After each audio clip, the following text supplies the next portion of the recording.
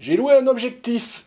Pourquoi faire? Pour pouvoir le tester, à la fois pour moi, choisir si cet objectif me va bien, mais en même temps pour vous en faire une restitution.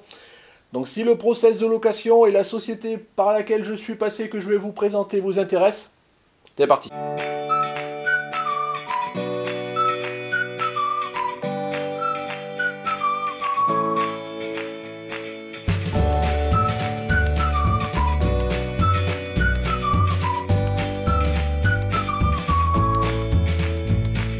Bonjour, bienvenue sur Ja Photographie. Donc comme je vous le disais en introduction, aujourd'hui on va parler location de matériel photo et voire même vidéo.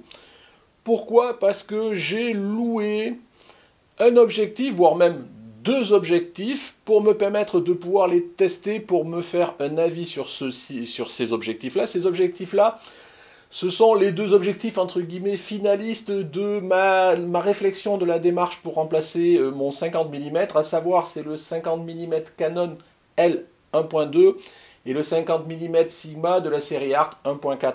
Donc j'avais envie de les tester et donc là ça m'a donné l'occasion de pouvoir les avoir dans la main et de pouvoir les tester pendant un certain temps. On va y revenir et pour cela, comment j'ai fait? Eh ben, je les ai loués. Et donc, en fait, c'est un peu ce process de location d'appareils photo. C'est quelque chose qui me tentait depuis longtemps, notamment pour pouvoir faire des tests, ce genre de choses. Mais jusqu'à maintenant, j'avais jamais franchi le cap. Pourquoi? Je dirais qu'essentiellement, la raison pour laquelle je trouvais que c'était difficilement intéressant pour moi, c'était la problématique de la caution. Mais on va y revenir. Donc, la société par laquelle je suis passé, elle s'appelle Gearbox Rent. C'est une société qui a été fondée en 2017 à Dubaï et qui est, de ma foi, a priori bien implantée au Moyen-Orient. Elle a même une récompense. Enfin voilà, bon, je ne vais pas rentrer dans le détail, ça se passe au Moyen-Orient. Par contre, en 2019, elle essaye de s'implanter en Europe, notamment en France. Je crois qu'en ce moment, elle est basée en Belgique, il me semble. Et donc, par rapport à ça, elle a envie de faire parler d'elle. Et moi, j'ai croisé au salon de la photo, justement, le responsable, je pense que c'est le responsable Europe ou de la société, je ne sais pas vraiment dans le détail, et puis on a échangé un petit peu. Et c'est là qu'il m'a dit que potentiellement il proposait des cautions qui pouvaient être plus réduites par rapport à ce qui se faisait ailleurs, et donc ça m'a intéressé. Et puis pour le coup, je lui ai proposé que l'on fasse un deal. Moi je parle de sa société, c'est normal, et lui quelque part, il me permet de à la fois tester le process, pour vous en faire un retour, mais à la fois aussi d'avoir en location les deux objectifs pour pouvoir moi les tester. Je vous dis d'abord pour moi et aussi vous en faire un retour. Donc c'est ça qui peut être intéressant. Donc le deal, on va dire qu'on est bien dans une logique de collaboration là, mais gagnant-gagnant, ça veut dire que moi je parle quelque part de sa société, je vous dirai mon retour honnête de comment ça s'est passé, process de réception, le test, le matériel, ce genre de choses. Et en compensation, je dirais, j'ai eu la location de ces deux objectifs gratuitement sur une période de 15 jours. Voilà, je suis transparent avec vous. Sinon, le site de ce service de location, je vous le mets dans la description, c'est gearboxrent.fr, enfin je ne l'ai pas en tête, de toute façon vous l'avez dans la description. Donc je vous disais, c'est un site qui permet de louer du matériel photo, vidéo. De façon générale, il propose du matériel photo et vidéo de qualité professionnelle. Donc pour Canon, par exemple, on va trouver quasiment que des objectifs de la série L. Sigma, des objectifs de la série Art. En appareil photo, par exemple, j'ai regardé, on a en Nikon le D850, vous voyez donc le haut de gamme. En Canon, vous avez le EOS R, vous avez le 5D Mark IV. En Sigma, vous avez la 7 III. Enfin voilà, je ne sais pas s'il y a la 7 9, enfin j'ai pas regardé. Globalement, comme cette entreprise veut s'implanter en Europe, elle fait des prix qui sont relativement intéressants. J'ai regardé un petit peu par rapport à ce qui se faisait à côté, et franchement, c'est vrai qu'on est largement dans la fourchette basse en termes de ce qui se fait en termes de tarifs. Par exemple, la location d'un Sigma, un objectif, un Sigma Art 35 mm 1.4 pour une semaine, donc 7 jours, c'est 35 €. Donc vous voyez, c'est pas excessivement cher. Après, c'est un petit peu à moduler, j'y reviendrai tout à l'heure. Le 50 mm de la série L 1.2, donc celui que moi j'ai reçu, que je vais pouvoir tester, c'est 48 € pour 7 jours. Le gros bazooka, là, le 70-200 Canon 2.8 de la série L, donc IS stabilisé, donc c'est quelque chose qui vaut 3000 et quelques euros. C'est 90 € pour 7 jours. Et un dernier exemple, en tous les cas au niveau objectif, le Canon 85 mm 1.2 de la série L, il est à 66 € pour 7 jours. Donc vous voyez, si vous avez un besoin d'une location un peu d'une durée de 7 jours, c'est ma foi assez intéressant niveau prix, je trouve ça raisonnable en tous les cas. Et c'est un petit peu inférieur d'un certain nombre de choses que j'ai pu voir à côté. Alors, Je ne suis pas allé regarder tous les sites, mais sur un ou deux que j'ai pu tester, les prix étaient supérieurs. Après, voilà, à vous de voir. Au niveau juste prix, pareil, en termes d'exemple de location des appareils photo, le Sony A7 III, il est à 84 € pour 7 jours. Voilà, c'est assez intéressant si vous voulez vous faire la main, tester avant d'acheter, par exemple.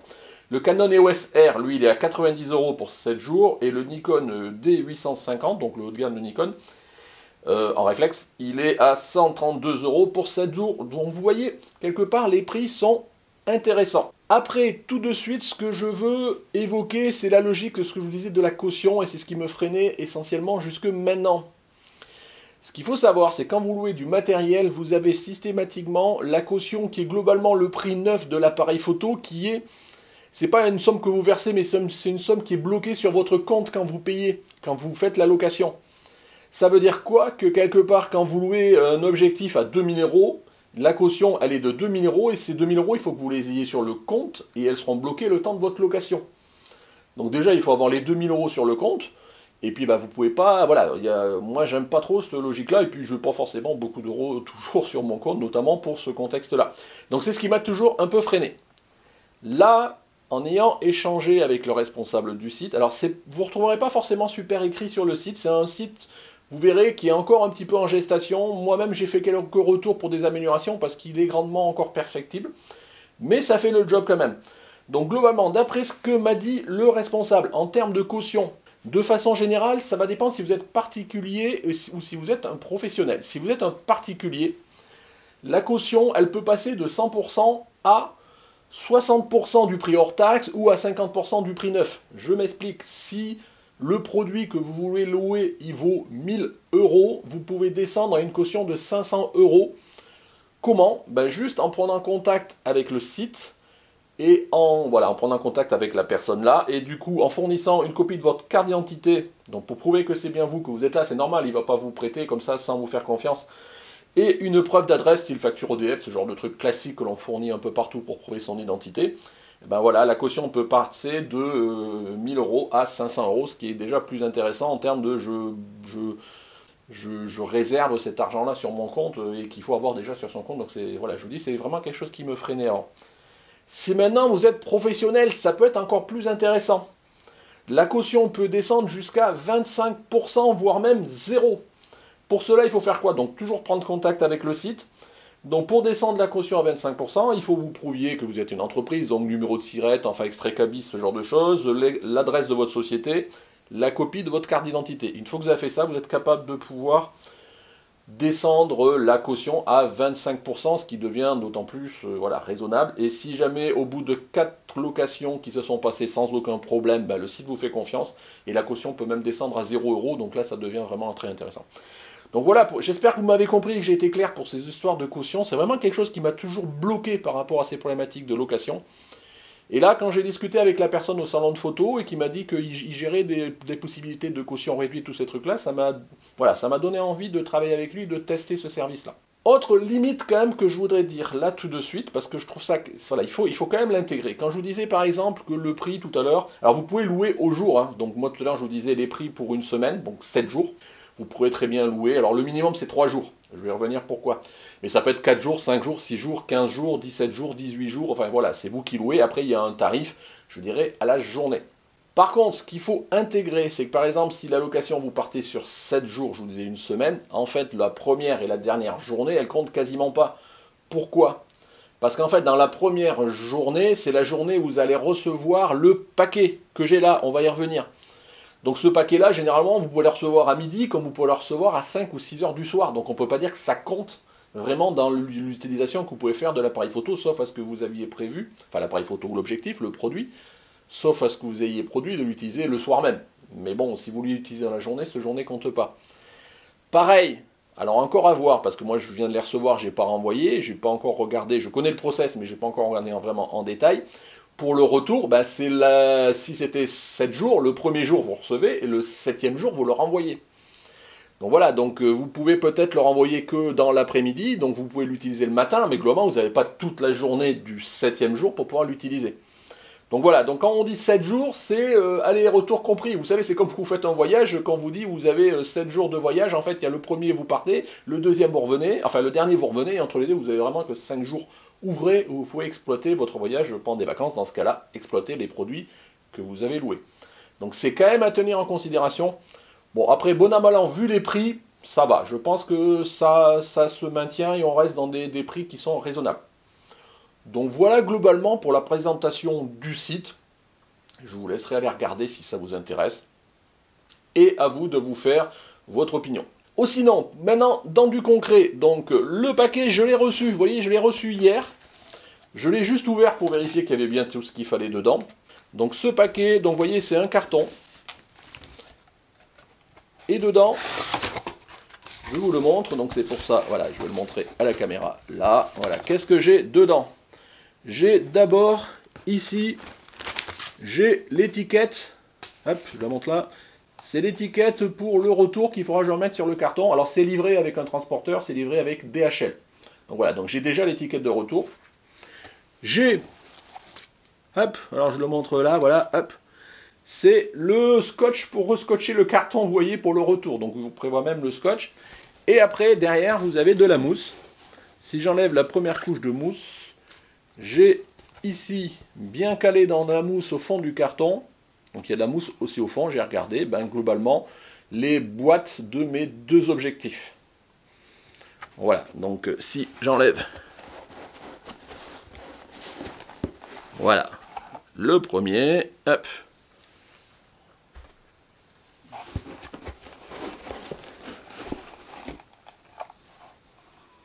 Le deuxième. Vous voyez la mousse qu'il y avait au fond. Donc premier constat, je dirais, sur l'emballage. Ma foi, c'est correct. J'ai cru voir, pour avoir quelques vidéos, tout ça, sur certains sites de location. Alors je ne sais pas s'ils le font tous, mais des fois vous pouvez avoir des petites mallettes style en plastique ou en fer. Vous savez, vous avez de la mousse avec carrément la découpe à l'intérieur de l'objet, donc vous êtes sûr dedans qu'il ne bouge pas, ce genre de choses. Là, ça reste correct. Ça pourrait être mieux, voilà, je vais dire ça comme ça, mais ma foi, ça protège bien, la mousse est correcte, donc bon, pourquoi pas. Il faut bien faire attention par contre, c'est toujours pareil, c'est de votre responsabilité de le recevoir, d'en faire attention et de le remballer correctement, donc que vous mettiez bien la mousse quand vous le renverrez, ce genre de choses, quoi. Donc voilà pour le parti conditionnement. Au niveau de mes deux objectifs maintenant, donc ils sont dans les boîtes, je veux dire standards, que vous pouvez avoir dans les objectifs de qualité professionnelle. Voilà. Donc j'ai, alors je sais plus, il y en a un des deux, ça va être celui-là, c'est le Canon 1.2. Voilà. Donc le 50 mm 1.2, donc voilà, c'est la protection standard avec du papier bulle. J'enlève ici, et donc vous le voyez, je l'ai là. Donc il m'a été envoyé avec, comme j'avais discuté avec le responsable du site, il sait que j'ai un EOS R, donc il m'a été envoyé avec donc, le 50 mm 1.2, hein, donc voilà, que je vais pouvoir tester. Et dessus, j'ai en standard la bague, hop, je le mets plutôt là, j'ai la bague d'adaptation EOS R vers monture EF vers monture RF, qui est la monture de l'EOS R. Bon, j'ai déjà la mienne, je pense que j'utiliserai la mienne, comme ça, il n'y aura pas de souci par rapport à ça. Donc, et le pare-soleil. Donc bien évidemment, il faudra renvoyer ce que vous avez reçu avec toutes les pièces qu'il y avait à l'aller. Si vous recevez, par exemple, si vous louez un appareil photo et qu'il y a un chargeur, il faut renvoyer le chargeur. Une carte SD, il faut renvoyer la carte SD, il faut renvoyer tout. Donc là, on devrait retrouver normalement le 50 mm Art.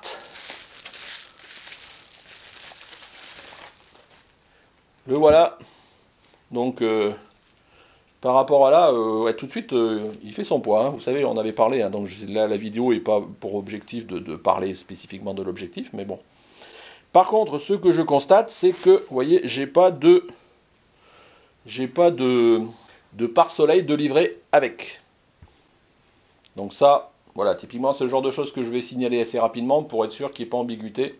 Après, c'est toujours pareil, voilà. Quand c'est pas à vous, il faut bien faire attention à ce que vous avez et ce que vous rendez, de toute façon, à ce qu'on vous dise pas. Mais ça, c'est vrai, quelles que soient les choses dans la vie, que ce soit pour les appareils photo ou pour toute autre chose, que vous le rendiez avec tout ce que vous aviez et qu'on vous dise pas, il est où le pare-soleil, alors que je l'avais pas dès le début. Donc, vous voyez, ma foi, maintenant, j'ai 15 jours pour pouvoir tester ces deux objectifs. Et ben voilà, donc j'espère que je vais avoir des shootings et des occasions de pouvoir même shooter. Je vais essayer de faire pas mal de choses, du paysage, ce genre de choses. Mais bon, j'y reviendrai. Ça, c'est la partie vraiment ce que après, moi, je veux faire du matériel que j'ai loué. Ou sinon, comment devrait se passer le retour? Donc, vous voyez, je vous avais dit tout à l'heure, j'ai ici l'étiquette pour le retour. Donc, ce qui est prévu, déjà, la date du retour est déjà calée avec DHL, puisque c'est la date que j'ai renseignée. Vous avez vu tout à l'heure sur les petits écrans que j'ai passés, vous renseignez quand vous faites la location. En gros, c'est quand vous achetez quelque chose, sauf que vous mettez une date de début, une date de fin. Donc, la date de fin, j'ai donné la date de mon retour. Donc, ça a déjà été calé avec DHL qui doivent repasser chez moi pour récupérer le paquet à la date de retour prévue. J'ai plus qu'à empaqueter tout ça et coller la nouvelle étiquette dessus. Éventuellement, je peux, moi, ajuster avec DHL l'heure exactement qui me convient pour qu'il puisse passer. Donc, voilà. Je en parle là un petit peu en avance de phase parce que je ne voulais pas attendre non plus les 15 jours, ce genre de sauce, pour faire le retour, parce qu'après, j'aurai déjà les retours à vous faire sur les objectifs. Mais si jamais, pour une raison ou pour une autre, le retour s'est mal passé, je vous en ferai peut-être un aparté dans une autre vidéo, ce genre de choses, mais il n'y a pas de raison. Donc voilà ma foi. Moi, ça va me permettre de tester les objectifs, ça permet en même temps de tester ce service de location et de pouvoir vous en faire le retour. Et si vous êtes ma foi intéressé comme moi j'ai pu l'être, n'hésitez pas. Donc gearboxrent.fr. Je pense que moi j'ai eu pas mal de contacts, je l'ai vu de visu et puis je vous dis on a échangé par mail pas mal avec la personne, elle est assez sympathique, elle a l'air ouverte à vouloir développer son business. Voilà, à vous de voir si ça vous intéresse et à tester, faire votre avis, éventuellement me faire des retours en commentaire. De façon générale, si vous avez déjà testé des sites de location, de process, que ce soit bien passé, mal passé, si vous vous tâtez ou si vous vous posez la question d'en utiliser un ou pas, dites-moi le en commentaire, que l'on puisse échanger, pour voir, je vous ferai mon retour d'expérience en tous les cas en ce qui me concerne. Voilà, j'espère que cette vidéo, ma foi moyennement longue, vous a intéressé. Donc comme d'habitude, petit pouce, les commentaires, et puis si vous n'êtes pas abonné, abonnez-vous. Allez, au revoir!